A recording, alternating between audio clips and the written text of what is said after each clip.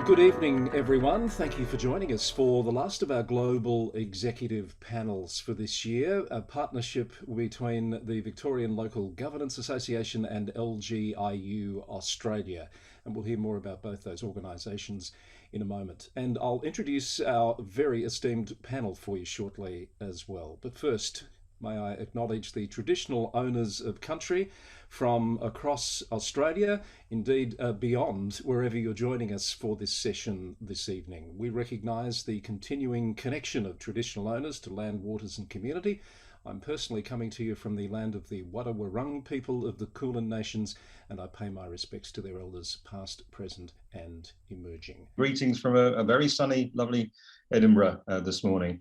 A few words about the LGiU. We're a charitable organisation, a membership organisation for local authorities, providing primarily information services. We've got members, a lot of members in the UK and Ireland, but we've also recently started operating in Australia, where we have 20 members and about 40 or so currently on free trials or in the pipeline, including 4 or 5 from New Zealand as well. So we're picking up some interest there. Our partners in Australia are an organisation called SGS Environment and Planning, and they've helped to broker all sorts of relationships. One of the most valuable of which is the one we have with VLGA around these excellent events. We're bringing together senior management around all sorts of key issues that local authorities are interested in. I hope you have a great time during this event. If you're a member, welcome. If you're not a member, then please get in touch with me. Thank you. So let's get into this evening's discussion. It's a very topical subject at the moment. In fact, I was reflecting the other day, I don't think there's a day goes by when we don't see some sort of an announcement or declaration from a local government somewhere about the housing crisis, whether it be about social and affordable housing or dealing with homelessness or other related issues. We'll hear from Peter Colaccino in a while from Infrastructure Australia, who will confirm it was one of the number one issues that arose in their research when developing their latest plan.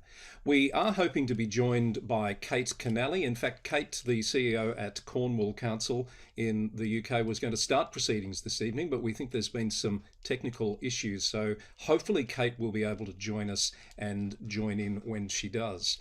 We have Brian Geeney with us, who I'd like to introduce to you now, who's the Assistant CEO of Cork City Council in Ireland. Welcome, Brian. We'll hear from you in just a moment, but I thought you might just like to say hello to the group. Good evening and good morning to whatever part of the world that you're in. So look, it's just to thank Catherine and Eddie and Andy for the invitation here. It's a lovely morning in Cork City, just after 8 a.m. over here. So obviously, I understand it's just after 6 p.m. in Australia itself. So look, again, delighted just to show maybe some of the examples and initiatives that we've been undertaking here in Cork City. But as Chris has said, massive issue here in Ireland as well after the financial crash in 2009, and in 7 or 8 years really of no construction, but really pent up demand now across the private, affordable and social housing sectors. So just to show what we as a council, some of our responses to that has been.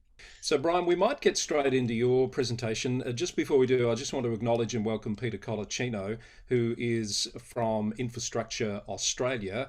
And Peter's going to be giving us a presentation and talking about the Infrastructure Australia approach to this housing issue in just a little while. So welcome, Peter, and we'll hear from you in just a little while. So Brian, let's kick off with your presentation. Looking forward to hearing about the Irish experience, and this concept of right-sizing, I think, is really interesting as well. So take it away. Thanks, Chris. So just Cork City Council.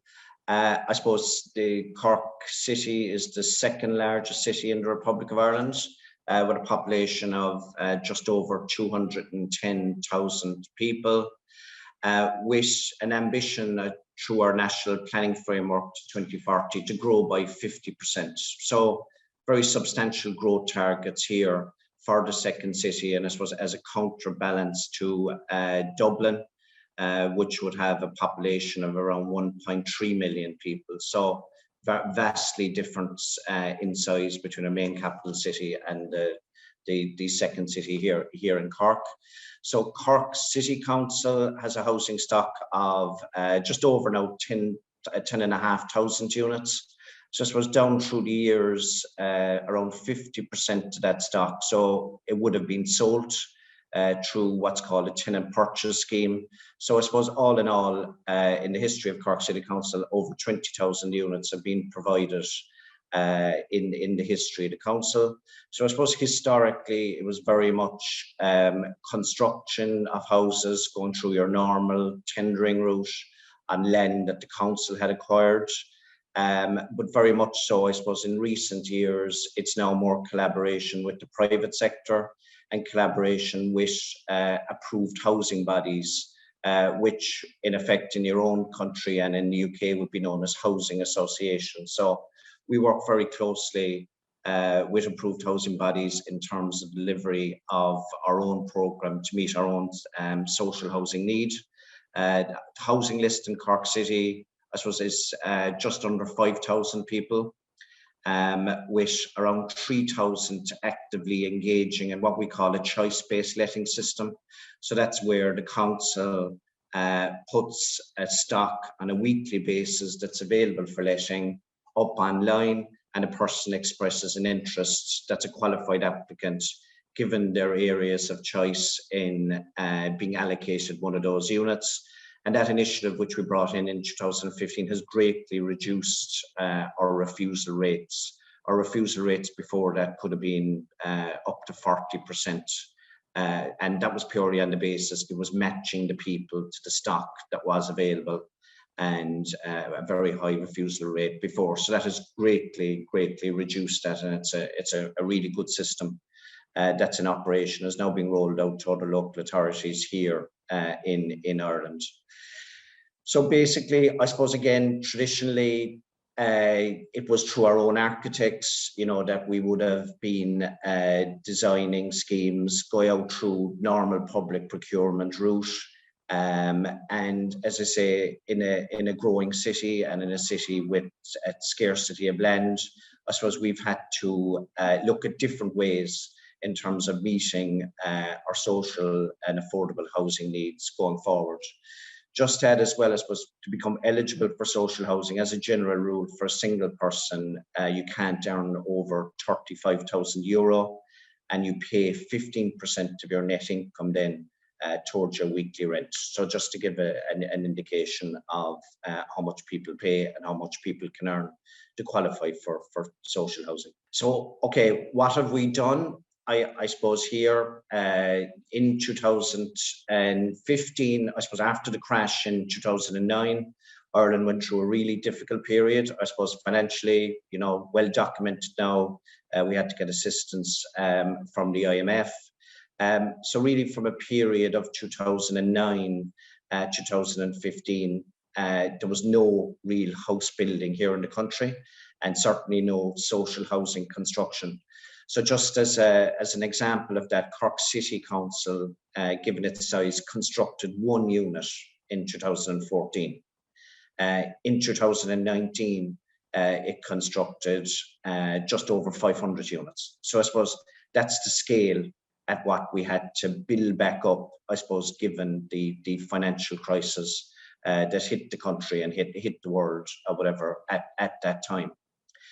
So I suppose in 2016, I suppose my role at the time was program manager in housing delivery. So I suppose it was very much, we knew people and developers and landowners were out there. We knew that they wanted to deliver housing on land, but literally a lot of these were coming out of bankruptcy. They'd formed new companies. They had really been in pretty dire distress for a number of years. You know, they had gone through their own difficulties in terms of, as I said, the crash that had happened. So they were building equally back up. So I suppose we had to find a way of engaging with those developers and landowners and contractors that we knew wanted to get back in the business, but financially weren't able to do so. So I suppose we launched and I'll go into detail in this, what we call the competitive dialogue procurement process, that ultimately, I suppose, was you know, in a contract notice in the EU journal, inviting proposals and working right through the system with those developers, contractors and landowners, using the local authority's own planning, which we call Part 8, which is exempt from the normal planning process. So what happens there is a development is advertised for an 8-week period. Submissions are invited. Report is prepared that goes into our own council, and it's actually our own elected members. We have 31 here in Cork City that they vote on the project, and whether the project proceeds or not is by simple majority. So we've never had a Part 8 since then fail. So we work really here closely with our own council in terms of making these projects happen. So just on to, and I'll go through a bit more in detail how that process works. So something that came out of just on the right sizing,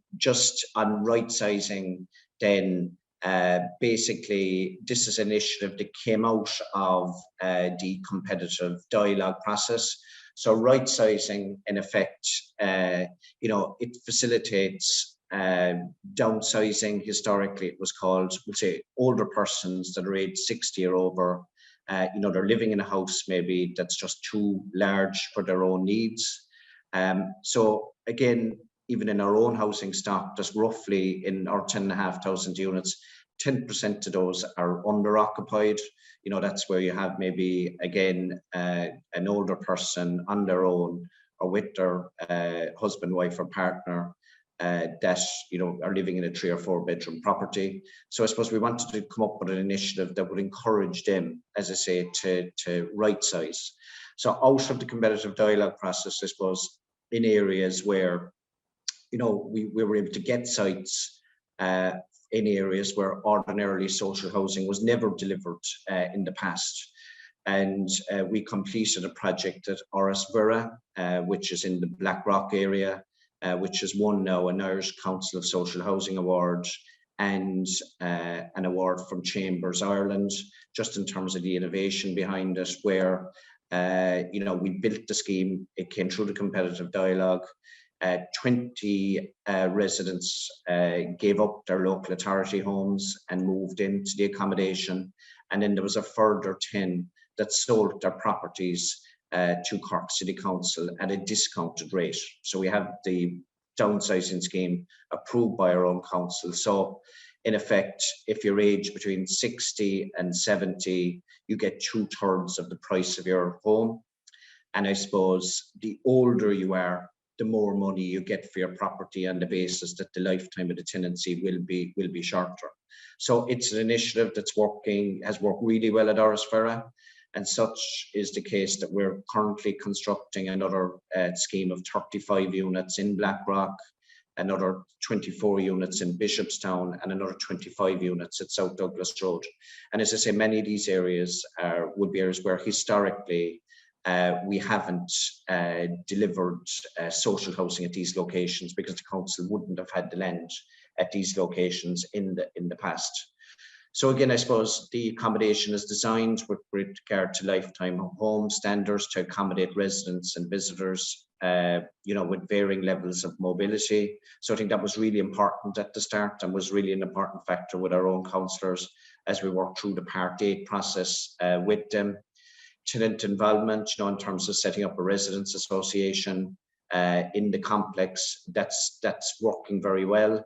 And what we have done in the scheme at Orisvera, we've actually brought in an approved housing body to manage the scheme on the council's behalf.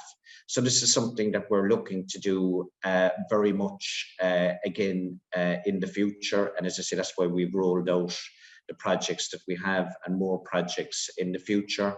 But there's been a really positive and sustained public reaction, so much so that people in the area when the complex was built, and social housing should look like any other housing. It shouldn't be different to housing that's been built by the private sector. But certainly the view locally was that, this didn't look like social housing.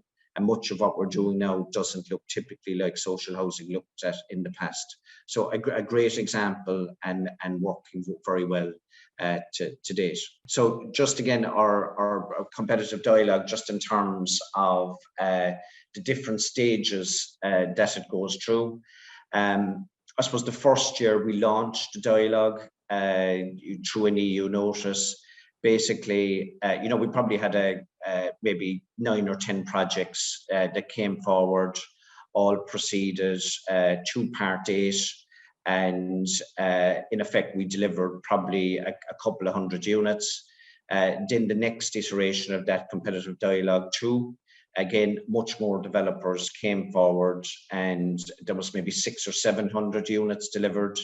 And we're currently in a process at the moment where there's over a couple of thousand, over 2,000 units that are currently in the pipeline. So I suppose what that has demonstrated to us, that people in the sector here in the city have looked at this process and said, absolutely, I want to get involved with the council.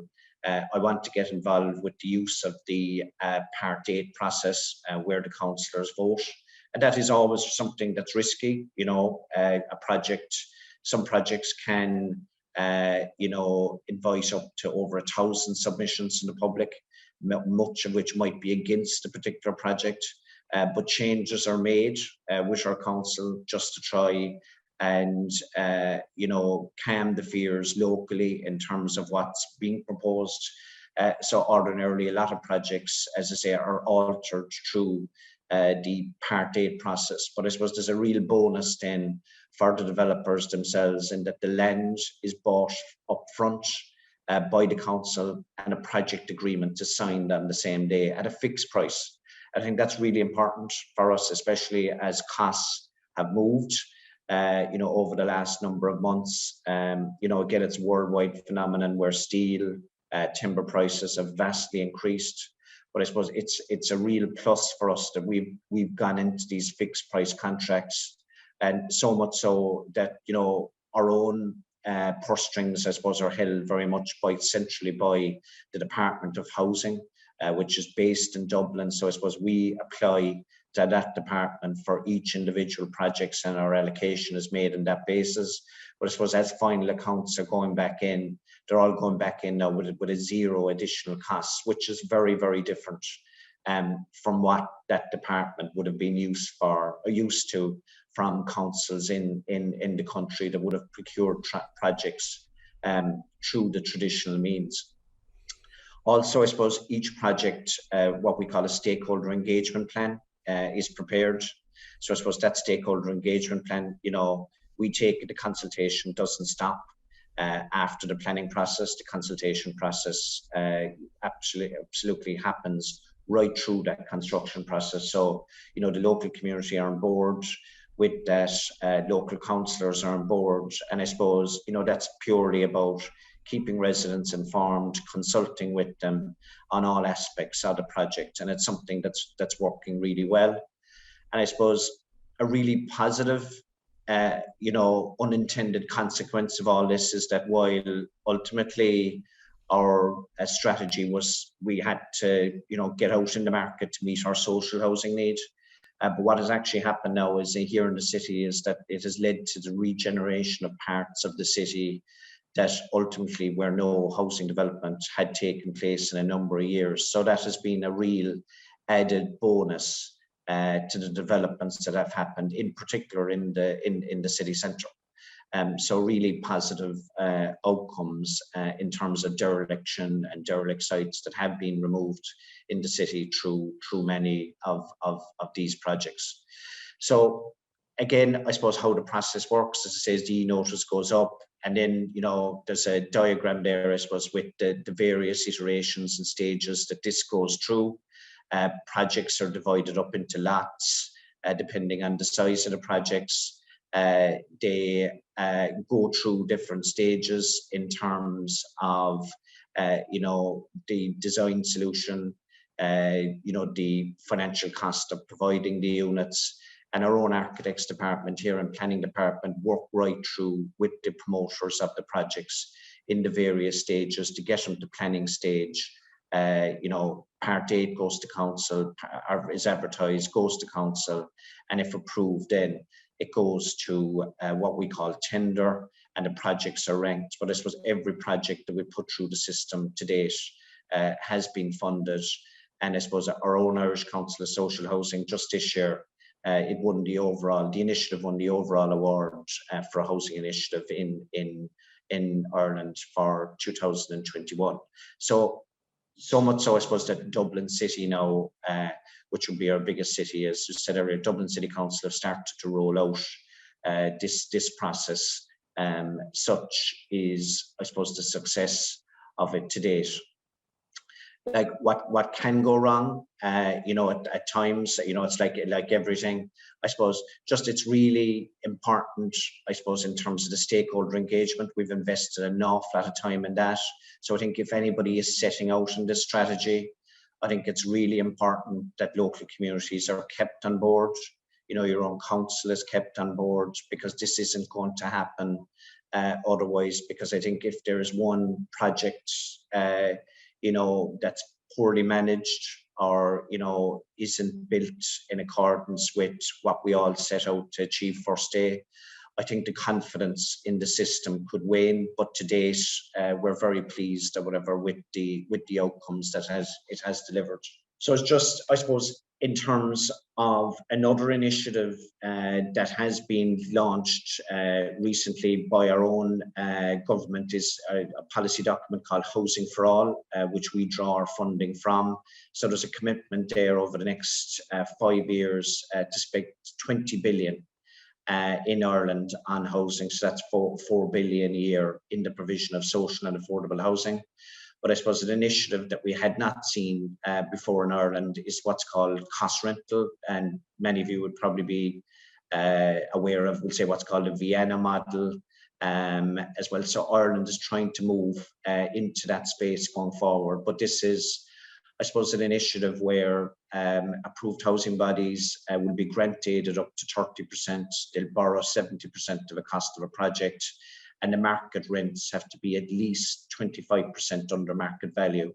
It's a real issue here in Ireland, in particular in the urban areas, with rents here in the city, you know, attract like 2-bedroom apartments, attracting rents of up to €2,000 per month. So that's a real problem for our young population in terms of trying to afford that, and also our student population in trying to afford those rents, and what worse again in Dublin. So I suppose this is an initiative, you know, what might be for those that aren't eligible for social housing, you know, those that we maybe refer to as the squeeze middle. And we've started construction of a project at Lancaster Quay here, which is in the city centre near the university, where rents will be roughly around 40% under market value. So there's 88 apartments, 73 of which are affordable rental, 15 social, that are currently under construction to be completed in August of next year.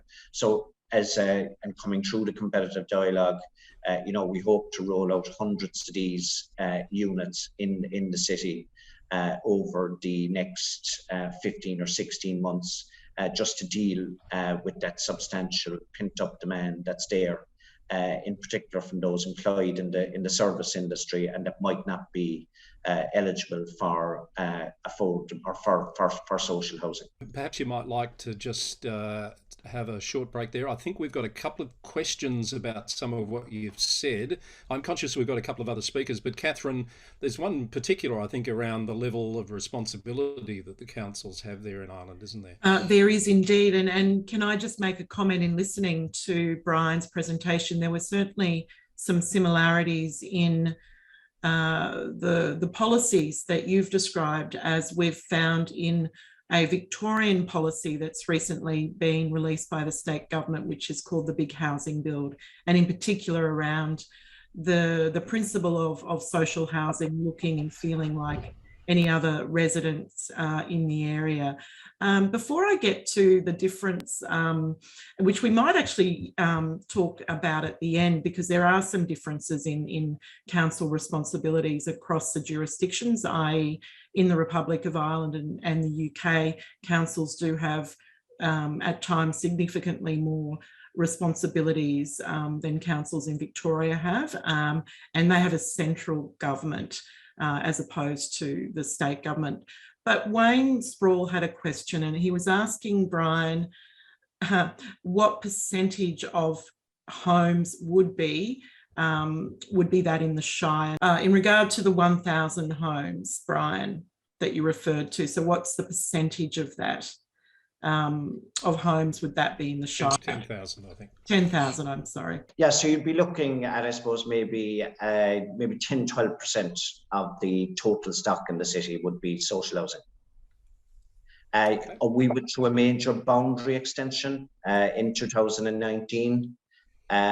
So basically the percentage would have been higher up to that area. So this is where there was a boundary extension here in the city, and areas that were in the functional area of Cork County Council, which is another local authority here that caters for the functional area in the county. We would have taken a land transfer, which obviously included then a number of private housing units and over 1,000 social housing units. So it would have been higher previously to that, but around 12% down to total stock would be social housing.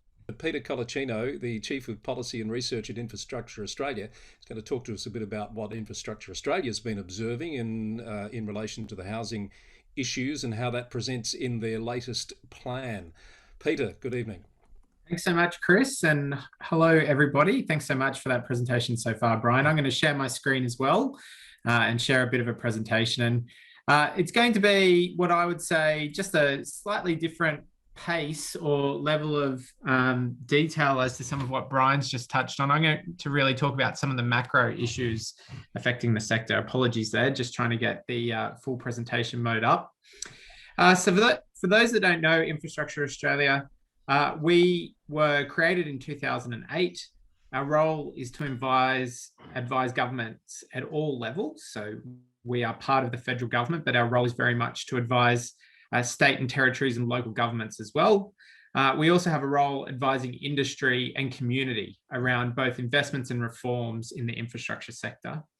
I'm pleased to say that IA is the first of this type of organisation anywhere in the world, but we're now amongst many kindred spirits, including the National Infrastructure Commission in the UK. We are also twins or siblings, if you like, to the Scottish Futures Trust.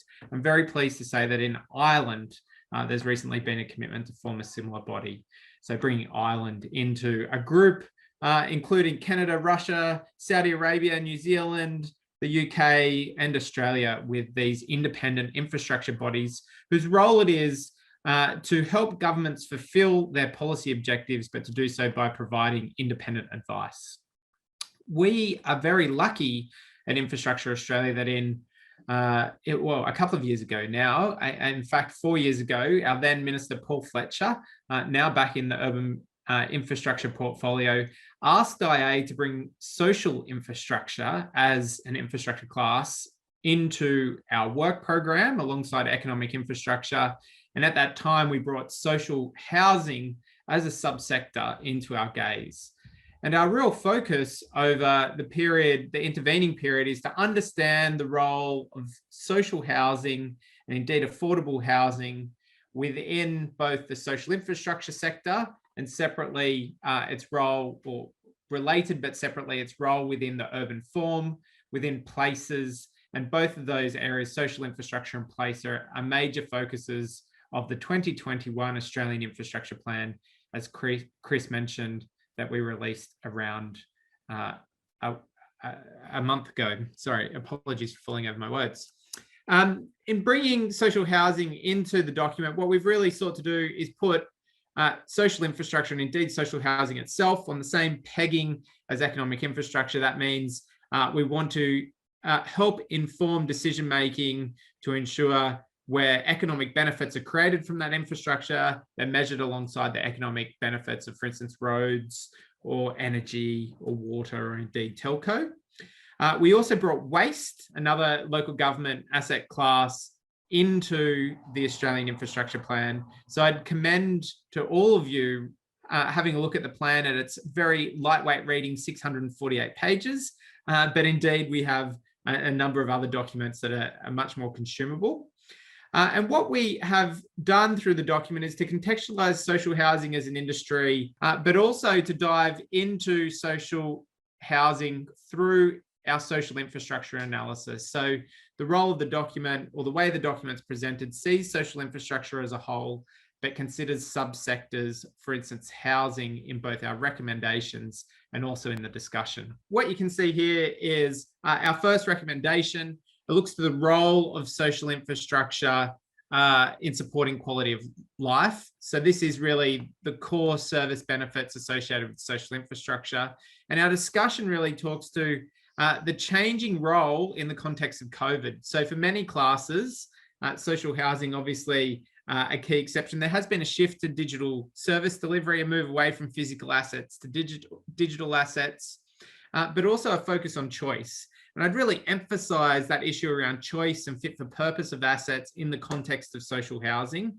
You know, we see all of us, myself included, and I'm sure many of you in Victoria, or if not all of you, in fact, in your home right now, working. So the role of these assets has shifted.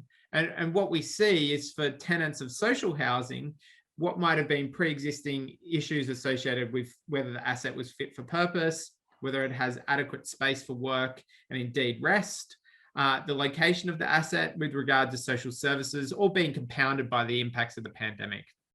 We also see, really pointedly, a shortfall of assets in the social housing space, most critically in Victoria.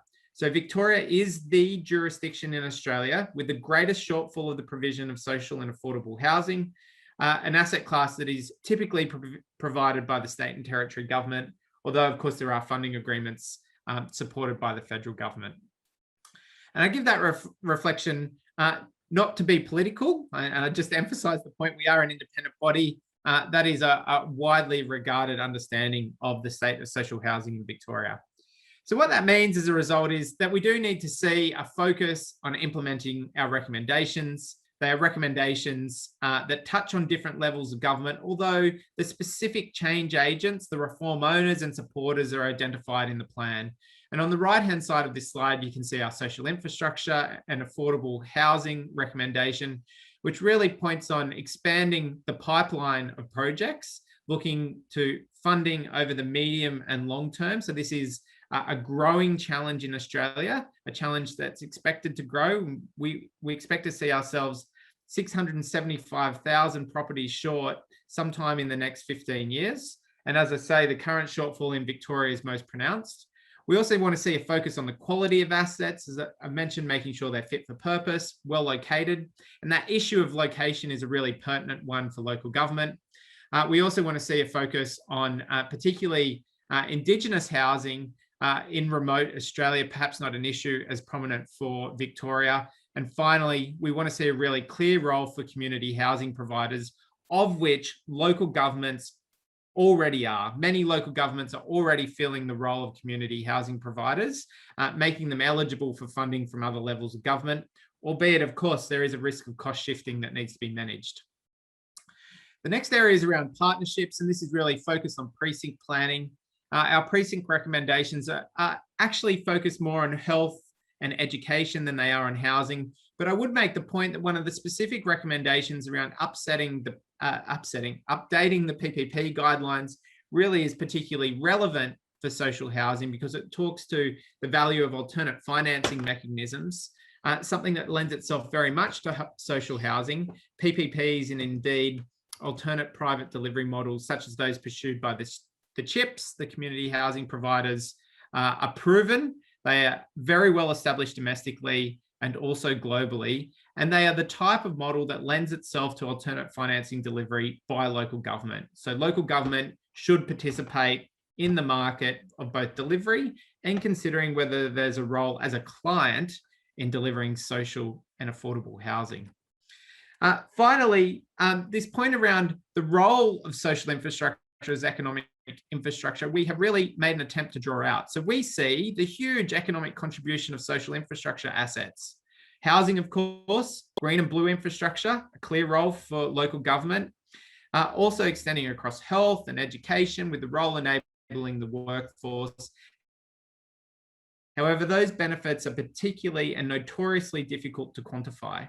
There's a body of work in different jurisdictions to explore these issues, as well as a process led by something called the Housing Consortium, in part from UNSW, but also community housing, the Community Housing Industry Association looking at this issue. So we see a role in better understanding the value of community housing, social housing, in terms of property values, in terms of outcomes for tenants. But really, the role for local government is thinking about the contextual offering for those houses and understanding the quality of the asset and contributing to the urban fabric, and also contributing to the economic value, the land value of neighbouring properties. I'll just touch on two other issues quickly. The first of those is solving for place. And I really just want to emphasise the critical role we see for medium density housing within the context of our fastest growing cities. And let's not forget, Melbourne is the fastest growing city in Australia, certainly at that large urban agglomeration scale. We see a really clear role for medium density in supporting good housing outcomes, promoting choice and indeed housing affordability and entry for a variety of different tenants. And we see a role for the explicit consideration of the provision of affordable and also social housing within large-scale, medium-density developments. We also see a really clear role, as played out through the social infrastructure chapter, but also in our place theme looking at fast-growing cities, for thinking about the location of these assets with regards to other infrastructure such as transport, but also high-quality access to digital connectivity, both of those components obviously being critical for participating in the workforce. And then just one final area, an area of huge innovation. And I love to point to this picture on the right here. This is something called the Illawarra Flame House, developed by students at the University of Wollongong, my hometown. And this is a conversion of a fibro 2-bedroom social housing property to a sustainability positive property that both limits its draw in terms of electricity and water through efficient urban design, but also some sustainability initiatives associated with growing food on site and some areas that perhaps push outside the bounds of local government. But it just shows you what is possible around innovation with these properties, and that we don't need to see social housing as a box or as a 1950s style red brick apartment building, but in fact, these assets have diversity. And as we're able to deliver in areas like, for instance, improved energy efficiency, we not only deliver for the tenants in terms of an improved livability and housing experience, but also reduce pressure on their income support. So I would really point to the role of local government in the context of planning around medium density, and also considering some of these other provisions around the provision of affordable and social housing within their LGAs. Chris, on that note, I'll hand back to you. Thank you very much, Peter. You've given us a lot to think about there, and I'm sure there'll be some follow-up questions after we hear from our last speaker. So Kate Kennelly is with us. If I can ask Kate to, there she is, to turn her camera on. Kate is the CEO of Cornwall Council in the UK and is going to talk to us about the leadership role that they're playing in their part of the world, particularly in relation to homelessness. Kate, thank you for joining us. Take it away.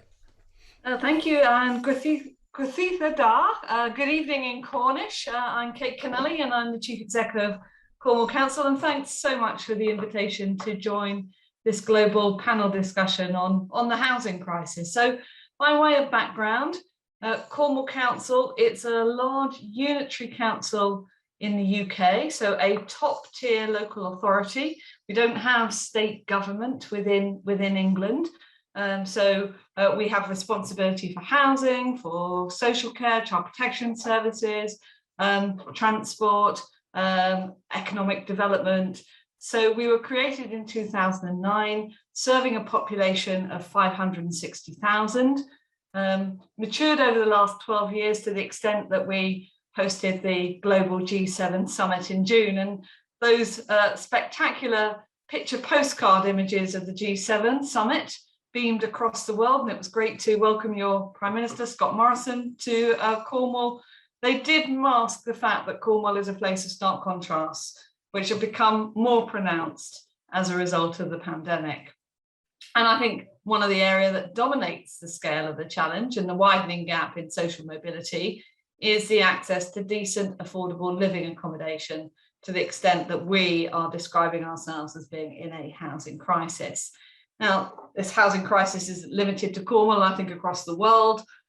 In the developed world, we're seeing the pandemic leading to rising housing prices. So I think this discussion's welcomed in the context of actually what we're all experiencing at the moment.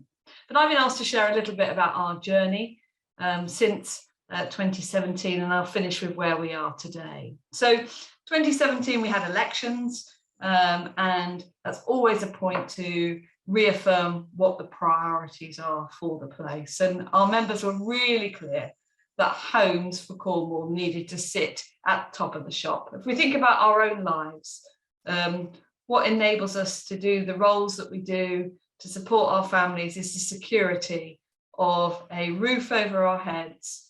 And we call it homes rather than houses, because a home is a place in which that you are secure and which that you can thrive socially, emotionally, and economically. And we agreed 5 priorities under the Homes for Cornwall initiative. We recognise that as a local authority, we had a role to play in directly delivering and building homes, not just in social and affordable, but actually in parts of the market where the market wasn't delivering the quality of product that we wanted to see. We wanted to raise the standards of private rented homes. We wanted to support the community, bring forward homes in their communities which met their needs, unlocking small sites, working with community land trusts to deliver affordable homes in local communities, bring back empty properties into use, and reduce the number of people who have to spend more than 10% of their income to heat their homes. Because after rents or mortgages, fuel costs are the second biggest expenditure. And then there were a set of measures that sat behind those, and they were mission central to us as an organisation. And thinking about then what we did, a range of different interventions, some at a community scale, some at a Cornwall level, and some working across with government. And I think that that's at the heart of what local government is about facilitating and brokering those arrangements. So hearing from the Australia infrastructure lead there, that challenge being given around local government working with those national bodies to provide the leverage and the facilitation of local projects. So some examples of those things in Cornwall. Well, we invested £205 million through borrowing on the council's balance sheet to intervene in the private rented market by bringing forward a new product that offered long-term security of tenure that was superly energy efficient. So we made a calculation that actually people could afford a market rent if actually fuel costs were a lot lower. And that now forms part of our investment portfolio, generating a return that we're using to support other parts of the council services. But we've also invested £200 million into social housing. We've worked with community housing groups to renovate stock that's sitting in their local community and bring that back into use, targeted and protected for meeting local housing needs. We continue to deliver a grant programme to our registered social landlords. I think they must be your equivalent of your community housing providers, where the local authority is directly providing funds for them to deliver affordable housing on our behalf. We've acted as a master developer to bring forward stalled sites. We've invested, for example, £150 million into a strategic site to put in place the infrastructure that will unlock 3,000 homes that a private sector developer couldn't get away without upfront local government investment. And we've worked across with government in terms of a national private rented energy efficiency pilot, national housing retrofit pilots as part of the UK's move to net carbon zero. And specifically, and I'll talk a little bit about what we've been doing on homelessness, we've bought back 380 long-term unoccupied homes, and we've had a strong focus on homelessness prevention. Now, I'm sure all of us agree that it is just simply unacceptable in developed countries that anyone should be without a home at all and need to sleep rough. And the attendant risks and dangers that that brings have been brought into sharper focus during the pandemic. And we are absolutely determined that no one should sleep rough in Cornwall, but they do. And in 2016, Cornwall was among those authorities with one of the highest levels of rough sleeping outside of London. Mild climate, end of the line, metaphorically and physically, Cornwall has found itself as a place for rough sleeping. And at the annual count, there were 99 people found to be sleeping out. So we needed to do something about it. We developed a plan focused on prevention, but then also on emergency accommodation and supporting those to move on to settled accommodation and avoid them being at risk of returning to the streets. Now, that multi-agency partnership consisting of outreach support, mobile assessment hubs, investment in accommodation meant that we did reduce our rough sleeping by 70% compared with 2016 in 2019 and 2020. But then the pandemic struck. And whilst we thought we'd done really well, actually the government's programme to get everyone in revealed that we had around 400 single people that were hidden homeless, that were sofa surfing, that actually then presented to us in housing need. We had to step up. So we repurposed social housing vacancies as temporary accommodation. We provided furnishings to provide and enable immediate occupation so that people could self-isolate. We moved heaven and earth to secure appropriate move-on accommodation, particularly for households that in the short term we could use hotels and holiday parks because they weren't in use, but we then needed places for them to go, and we've brought forward 70 longer-term housing units for single homeless people to avoid a return to rough sleeping. We've been adamant that coming out of the pandemic, we want to make sure that we use this moment to address the core challenges that the last 19 months have only served to amplify. So with our new council following elections this year, we've agreed a new 2050 vision, which is based on achieving 6 transitions, one of which is thriving places with decent homes, so that by 2050, street homelessness in Cornwall is ended and every child has a secure home to grow up in.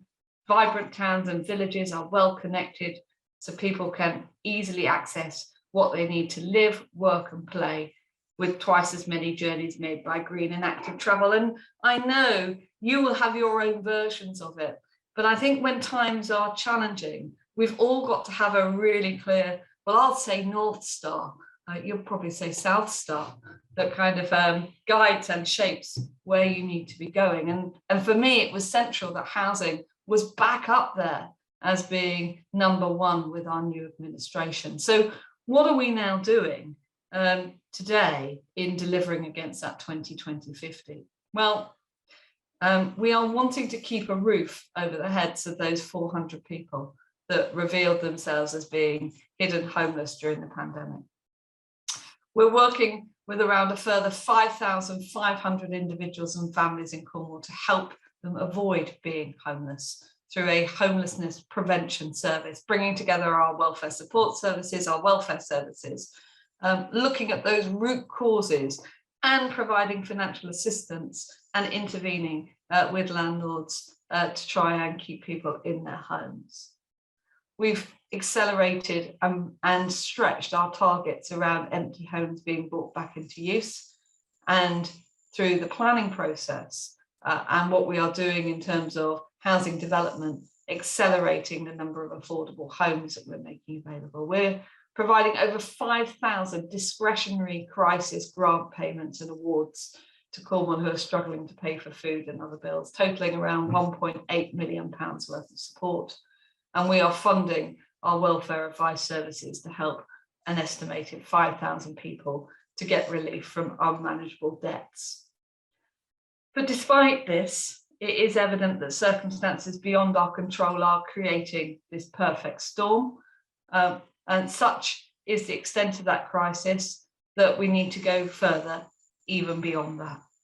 So working towards ending homelessness and rough sleeping will see us take actions which include working with the UK government to achieve a further devolution of powers from London to Cornwall. This includes changes to the planning laws to stop residential properties converting to Airbnb without a change of use category, because we are seeing so many private landlords see a short-term opportunity to achieve a holiday rent of over £1,000 a week compared to making the home available for a local family, which would generate a rent of around £800 a month. And that's a real issue for us, particularly with staycations as a result of the pandemic. We want as well to stop the proliferation of second and holiday homes continuing. So we are also wanting further to embed changes in the planning process, which actually limits the extent to which that new builds can be acquired for second home purposes.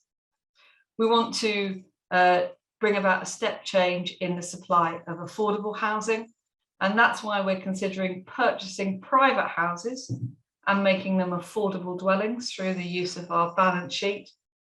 We're also attempting to speed up the supply of housing through a range of initiatives, including a Cornwall-based housing partnership with government's Home England agency to get stalled ex-mining sites moving. By no means have we got a monopoly on good ideas to address the housing crisis, which is why events like this are so useful in hearing about initiatives from other parts of the world. Thanks, Chris, for giving us the opportunity to share our Homes for Cornwall journey. More than happy to take any questions. I have got some slides to illustrate these points, which I'll be very happy to send over. So it's got some of the detail if colleagues would find that useful. Thank you. Thank you, Kate. That was fabulous. You might not have a monopoly on good ideas, but you've certainly got some good ideas in there. I saw people feverishly taking notes, so we will share those slides. So it is Q&A time. Please use the chat to make sure there's questions. We've got time for probably 3 or 4.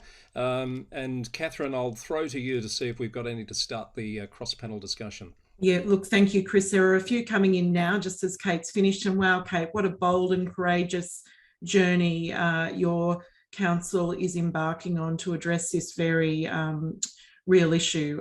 Thank you for that presentation. Before I go to some of the questions, I just wondered whether Peter might explain, particularly for the Victorian members of the audience, how the work of Infrastructure Australia connects in, particularly the release of your 15-year strategy with the 30-year strategy that Infrastructure Victoria recently released, and particularly as it relates to the housing issue. Yeah, really great question. The answer is slightly complex in the sense that Infrastructure Australia, as the first of these bodies, was created before IVIC. And in both of our respective acts, we have obligations around the development of our plans. That means in a formal sense, there's not clear connection between the two. But in a much more practical sense, I work very closely with Michelle Masson, who's actually finishing up at IVIC. Fortunately, a gentleman I've worked with previously, and hats off to Michelle for the role that he's done at IVIC, but also Jonathan Spear, who'll be acting in that role. And with both Michelle and Jonathan, we've been through a long process of sharing, both in terms of the direction and strategy in our documents, as well as sharing best practice. And I'd just point to perhaps not that social housing example from Victoria, but a resilience example, another very relevant issue for local government from New South Wales, where we partnered with Infrastructure New South Wales to actually develop a shared approach that is adopted in their state infrastructure strategy and our plan. So looking at the Victorian plan and the IVIC plan, I should say, and the Infrastructure Australia plan, you should see them both as joined up, a shared reflection from inside government, but separate to political processes about the action that's needed. And in a housing sense, we both see the critical need. We both see the shortfall in Victoria. We see an expanded role for alternate and innovative financing. And very particularly, we see the interconnection between social housing and other infrastructure classes at a place level. So hopefully in reading both documents, you'll see a strong level of alignment, Catherine. Thanks for that. That's been really useful. Now we have a few questions again for you, Peter, one from the Surf Coast, asking whether IA, Infrastructure Australia, has considered the role of the tax system, particularly negative gearing, as a factor behind the increasing unaffordability of housing to buy or to rent. Yeah, really great question and a complex question. So let me start at a higher level in terms of the tax system. So we do consider the tax system in our policy advice. Stamp duty and land tax, as well as negative gearing and other considerations, all need to be put into the mix in considering our housing market. I'd just say, as a headline for IA, we're not as interested in private housing as we are in social and affordable housing. Ultimately, we're Infrastructure Australia rather than, housing or Tax Australia or another version of that. But it means that we tend to look through a smaller lens. But I would say, really particularly, there is a role for, and this is perhaps a contrary view to that view from Cornwall, there's a very clear view for multiple home ownership. It's that second home that's a home that's available for rent, either for a long-term tenant, perhaps under a supported model like affordable housing, or perhaps to somebody paying through the commercial rental system but receiving rent assistance. It could be another form of benefit like the family tax benefit that's supporting their income, but often those benefits that sit outside of the tax system and live in the transfer system are somewhat hidden from homeowners. So I'd just say there is absolutely a role for the rental system. There is a role, obviously, for home ownership as well. And the build to rent asset class is an area that's growing in relevance in Australia. One that I heard that Kate mentioned is a focus elsewhere, not in Australia. I would just say, as a final thing, in terms of the tax system more broadly, and perhaps I would roll levies into this system, it is local government, not state and territory government, and certainly not the federal government, with all of the levers in your hand to capture the value from property development in your LGAs. It is all of you on this call who have those levers, who can use developer levies, who can use more sophisticated models in order to create revenue streams that you can use to underwrite asset provision, and indeed, in a broader sense, whole of life costs within your LGAs. So I really encourage you to bring a sharp mind to that. And it's not just the view of IA, but indeed it's the view right back to the Henry Tax Review. It's a view prosecuted by the Productivity Commission. It's a view prosecuted by the New South Wales Productivity Commission. And indeed, it's part of an ongoing focus around paying for housing in Queensland. So really, it's all of you on this call who have your hand, who hold that lever. Thanks for that, Peter. We might go back over to the Republic of Ireland now, and we've got a question here from Apollo Bay, actually. How are privately held properties in Cork acquired, and how is the value established? So one for you, Brian. So I suppose there's an independent market valuation carried out by a valuer that's part of the institute here in Ireland, that's independent both from the council and the seller. So we've reached values easily enough on that basis.